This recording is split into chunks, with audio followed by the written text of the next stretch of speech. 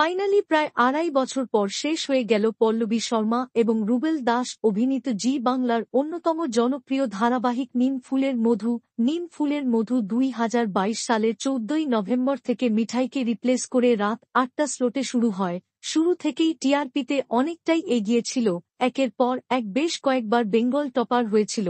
তবে হঠাৎ করেই চ্যানেল নিম ফুলের মধুকে রাত ৮টা স্লট থেকে সন্ধ্যা ৬টার স্লটে শিফট করে।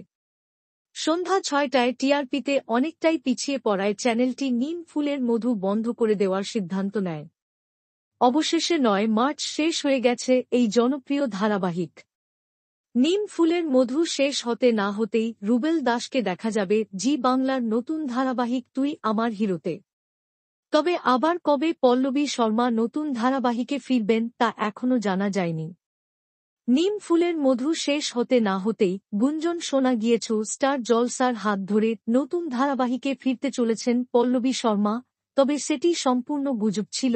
তার নতুন ধারাবাহিকের কোনো আপডেট এখনো প্রকাশ করা হয়নি।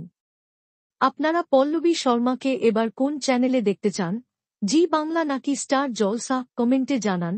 বাংলা বিনোদনের এই ধরনের সকল আপডেট সবার আগে পেতে চ্যানেলটি সাবস্ক্রাইব করুন এবং পাশের বেল আইকনটি বাজিয়ে দিন। ধন্যবাদ।